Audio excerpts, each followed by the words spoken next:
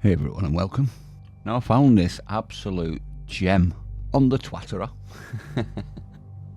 and I thought I'd bring it to you in its entirety. Now this proves that there are still good teachers, educators, professors out there teaching the real knowledge, and that is, as you can all expect, how to think, not what to think.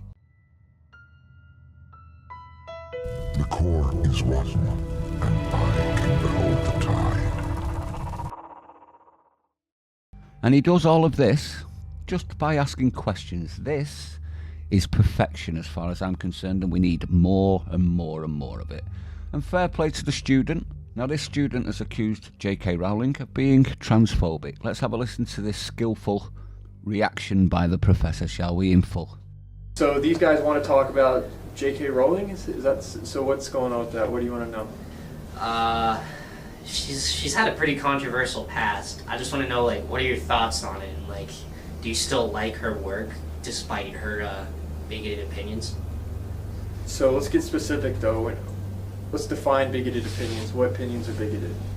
We're going to treat this as a thought experiment. I'm not going to say what's right or wrong or what way to think. The whole point is to learn how to think, not what to think. Yeah. So when you say bigot, you're starting with the conclusion that, given her bigoted opinions. Yeah. So first, let's start with, does she have bigoted opinions? So when you say bigoted opinions, she has had a history of being extremely transphobic, I've heard. Hey, you've heard. So what? Can you give me an example? If you look at her Twitter, I think you could see a few things. If you want, I could try and find see something. See if you can find one. So, one of these tweets that she came out with in 2019, she said, "Dress however you please, call yourself whatever you like, sleep with any consenting adult who will have you live your best life in peace and security, but force women out of their jobs for stating that sex is real." So you find that bigoted? What do you find about It was in there? It was deemed transphobic. I myself, Do you find that transphobic yourself? I don't really have an opinion on it, but I'm just going with what a lot of other people have said. So let's pause it. Let's not go with what other people are saying. Let's try and learn how to critically think. So let's analyze the tweet ourselves. So that statement, do you see anything problematic? Disregarding other people's opinions. She did try and pin some things on a specific group of people. Where does she do that? Can you read that?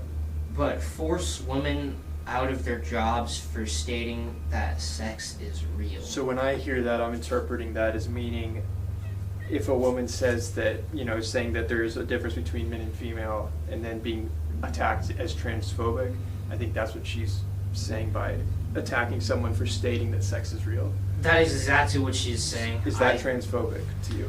So, to me, no. Stating that sex is real is not transphobic. It's just a fact of life. It exists.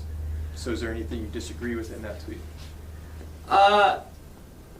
In that tweet, I can't really see anything that I myself disagree with, but I can see why some people would think, oh, this is offensive. We can't have that here or something, because Sure. There's an apology tweet.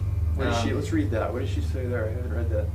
"I respect every trans person's right to live any way that feels authentic and comfortable to them. I'd march with you if you were discriminated against on the basis of being trans. At the same time, my life has been shaped by being female.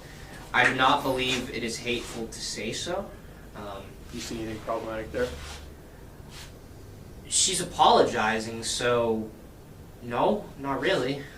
If I could read it again. It sounds like a very similar statement as what she was just saying. She's basically saying, like, I have nothing, to me, this is what I interpret it as, I have nothing against someone being trans. Exactly. Live your life, but you just don't get to impose on you can live how you want, I can live how I want. Yeah. And let's all, Exactly. So I guess now that we're looking at it like, oh, there's not much difference between me or her, do you think it's fair that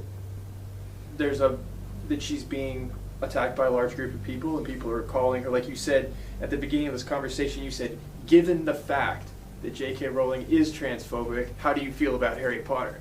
Now, retroactively looking at that statement, do you think that that was the best way to phrase? No, I feel like an idiot now. It's okay though, but this is why we do this, to learn how to think.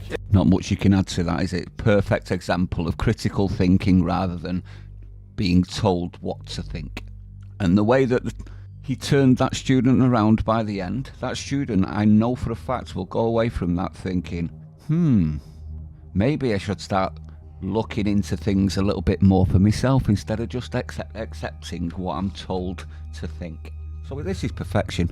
And this is the major problem, isn't it, across the West? Schools are teaching what to think, and it used to be that your parents, good parents, now obviously this isn't every now, but a large amount, are not teaching how to think.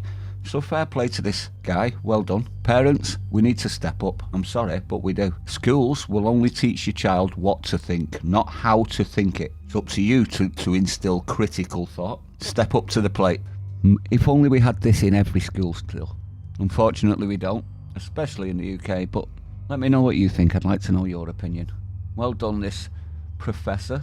Please, can we clone you? Stay sane. I'll see you on the next one.